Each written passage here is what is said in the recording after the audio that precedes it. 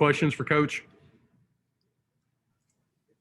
Coach, this is Maria Cornelius in Knoxville with 247 Sports. Tennessee, haven't seen you in a while. Good to see you again. And just when Tennessee popped up as your opponent, what was your reaction and what was the team's reaction?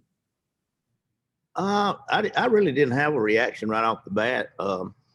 We were just so happy to be knowing that we were going to be in the tournament.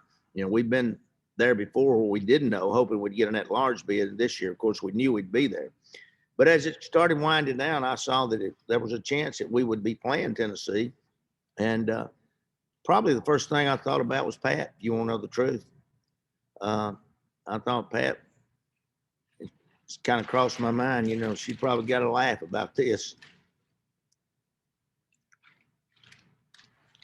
Rick, though, Teresa here, I'm betting that you know who she'll be rooting for at this point, no matter what the result is tomorrow, whenever you guys play. I've lost track of the days. There's no doubt about that, Teresa. She's the reason that we've got the game where it's at right now. No ifs, ands, and buts about it. And I think the greatest coach that's ever been in the game of women's basketball. And it's a shame that, you know, I've said all along, life's not fair, because right now she would still either be coaching or she would be having the time of her life following all of her people that she's got coaching right now.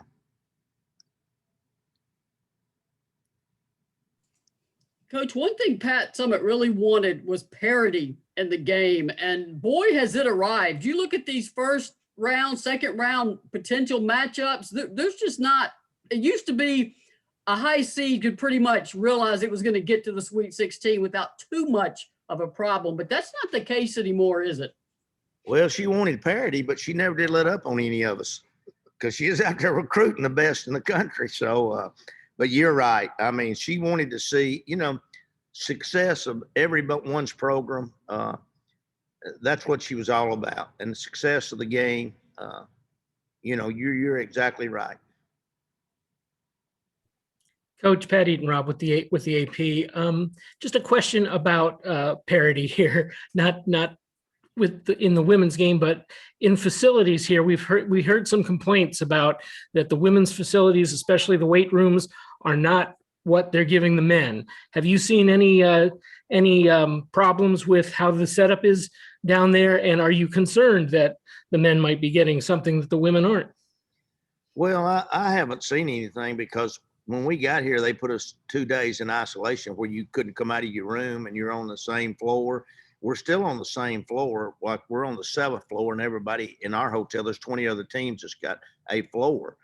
You know, they're just, everything that's being done is for the players and coaches' safety. And as far as I'm concerned, I very much appreciate that and the effort that's gone into it. Now, as far as the weight rooms and things are concerned, I hadn't heard anything about the weight rooms. I saw something on Twitter about the men's weight room is a lot different, and things were being given to the men that were not being given to the women. But I haven't seen any of that here. And, you know, I think our leadership is pretty good here, to be honest with you. NCAA has done a good job, but you also got the WBCA involved. So I think leadership here would not condone any of that, to be honest with you, if there's a lot of it going on. And maybe later on we'll get to see what's going on, but right now we're kind of just going to practice, going to eat, and going to your room. So that's about it. Thank you, Coach. You're welcome. Hey, Coach, this is Josh at MTSU. Against Rice in the finals there of the conference tournament, you guys did a good job of hitting some long range shots and kind of limiting what Mulkey could do to you down low. How important is that going to be in this game against Tennessee shot blockers? Well, they've got 2 young ladies. Really, they got more than 2, but they got 2 in particular. They play a lot that set in the paint, and it's going to be tough for our kids if we attack the glass. And I will say this: we're going to do our thing. We're not going into this game and look at different strategies. We're kind of going to dance with the one that brung us. So we know what we do best, and that's what we're going to do, Josh. We're just going to attack the basket, and then if we got someone open, kick it to them, hope we get a 3. If we don't, go back and play tough, hard-nosed defense. And that's kind of what we do, and that's kind of what we're all about. Hi, Coach. This is Houston Chapman with MTN Sports. And I know you coach basketball back at Shelbyville, and now obviously you're at MTSU, and now you're matched up against Tennessee. I was wondering what this matchup means for women's basketball in the state of Tennessee. Well, as I was telling my senior women's administrator, the emphasis on women's basketball in the state of Tennessee has always been on the same level as football and men's basketball. We're not in a pecking order, and partly because of that, or really the major reason for that, is Pat Summitt, the emphasis she placed on it. And then through that time span in the 80s, Vanderbilt had a pretty good basketball team. UTC had a pretty good team. Middle Tennessee, Tennessee Tech, Bill Worrell, Tennessee Tech. So these young girls from all these rural communities around the state of Tennessee grew up wanting to play women's basketball. And so we were kind of on the same plane as men's basketball and football. So, you know, much of that credit can be given to Pat. Coach, I know Kelly Harper's only been at Tennessee a couple seasons, and both were affected by COVID, one on the back end, one on the front end. She also, as a new head coach, as you know, you inherit sometimes the schedule, and it's not easy to make immediate changes to it. But has there been any discussion or thought of Tennessee and MTSU playing each other again, or is that down the road to talk about? Well, we've talked about it, but you said it better than anybody, in the fact that Kelly's come on board and she's just trying to get her hands wrapped around everything right now. Kelly was a great choice that Philip made. And, you know, I'm sure that Pat's very happy with that. And I think as she gets the people that she wants in, that she's recruiting, and gets things situated, I'm sure that she'll get with us and we'll talk about playing. Now, we have called, but in their situation, I think one year their schedule was already set, and then we're in the middle of this COVID, so really nobody knew what was going on. I think when they had some games canceled and we had some games canceled, we were in touch with each other of trying to maybe get a game in if we could. So, you know, the attitude between the two schools are great. We just need to try to get together. They've got a great program and their fan base is fantastic. And then you look at our program, we've got a good program and our fan base is fantastic. So it would be better for the game of women's basketball in the state of Tennessee if we could get together and play. That sounds like that door is open then. Quick follow-up. What are your memories of Kelly Jolly, as she was known then, when she played for you? Well, she's a winner. She's been a winner her whole life. You know, she played against me in high school. She played for me in the summer with Sports Shop AAU, and for I think it was 3 summers maybe. And she's just a winner. Her dad was a good friend of mine. Her mom's a good friend of mine. And when she chose to go to the University of Tennessee, I was ecstatic because Pat recruited her heavily. And you know, look at what she did when she was there. The group that she come in with Hostlaw and that bunch. And, you know, she's just a winner. She's been a winner her whole life, high school, college, and now it's coaching. So I have a lot of respect for her and her family. I hope she does well, except when she plays us.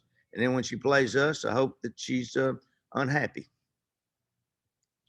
Coach, how do you keep Anastasia from not getting too hyped for this game, not trying to do too much? And what have you talked to her about, you know, facing the old team?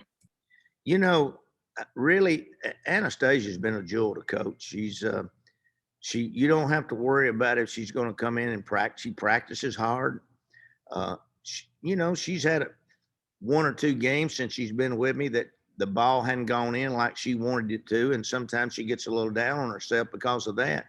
But you look at all the games that she's played in for us now, probably with this year, over 20, 25, last year, maybe close to 30.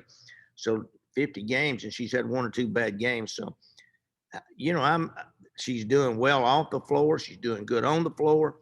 She never really gets into the Tennessee thing with me. I never have talked with her about what happened at Tennessee, about her players or teammates or anything like that.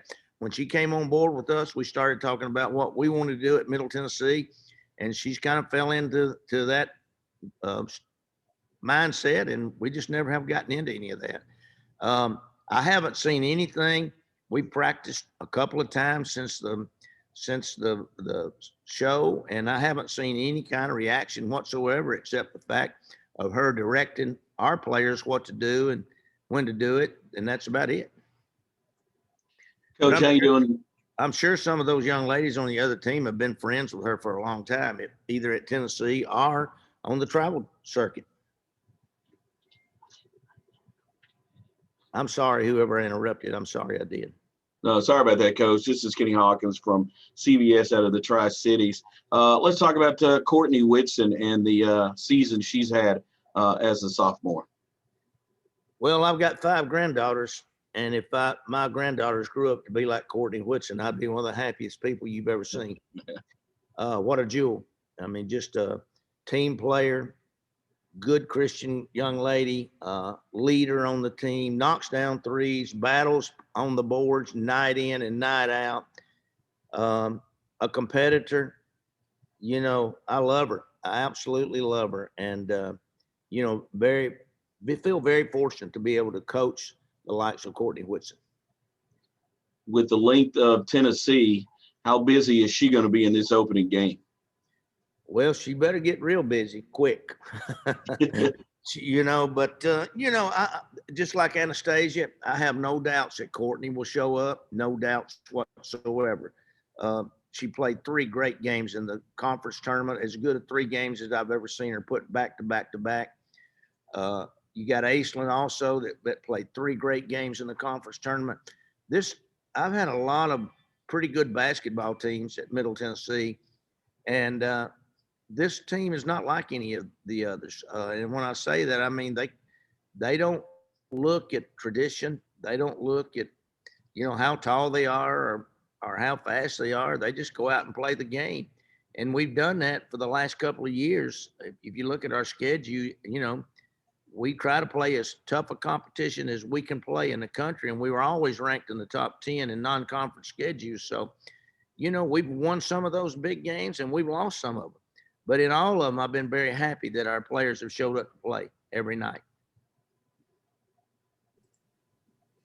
Coach, this is a traditional Pat Summitt team, and the way it crashes the glass, particularly the offensive glass, is that one of the biggest concerns about Tennessee? And on the flip side of that, what does Middle Tennessee do best? What do you guys counter with? Well, you're right. Their offensive rebounding is what bothers me right now. We've all got to go to the boards. We can't be standing and watching. I don't know that it does any good to box them out because they are so tall and so strong. They can walk you right in under the net. So, you know, we have worked on that, and we're going to have to all go to the boards and just get aggressive on the boards and hope the ball falls in place for us. As far as we're concerned, we're not going to change anything. What Kelly will see on film about us, and she's like us. She's got access to everything that we've done all year long. That's what we'll be doing in this game. We'll be picking our guards. We'll be shooting a 3. We'll be feeding our post inside and hoping that we can, you know, score and maybe get fouled. So that's a tough, what you asked. The question you just said is exactly what bothers me right now. When I lay down tonight, I'll be thinking about this offensive rebound, and I can promise you that. Coach, what's it been like in the bubble there, wearing the contact tracing equipment and everything? Have you guys gotten kind of used to that this season? Well, the first 2 days was pretty tough, to be honest with you. For me, I'm an old guy, and I'm like everybody else. I don't like being locked up, and that's what basically we were.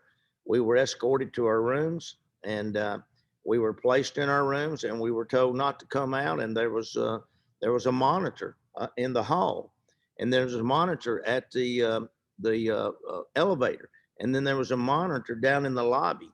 And you were told what you needed to do. And if you didn't do it, then I assumed they were going to ask you to leave and not play in the tournament. So, you know, we followed directions pretty good. Now, my wife says I'm not coachable at all, but I found out real quick I had to be coachable. But it's a little different. The food's a little different. We've kind of remedied that because we've kind of now been ordering out and bringing it into our players. But it took us about a day and a half to get used to this. Now that we're out and we can come to our meeting room, it's not as bad. And we can go to practice now, and it's not real bad. The only thing about it is the camaraderie you have when you go to the NCAA tournament with other teams and other players, the other coaches, the people in general. You don't get to see any of that. And, you know, hopefully that will be back next year.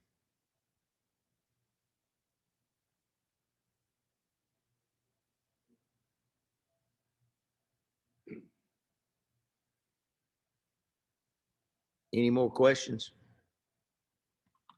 Hey, thank y'all very much. We appreciate your support of women's basketball, and let's go blue. Thank you, Rick. Thank y'all. Thank you. You're welcome. Thank you.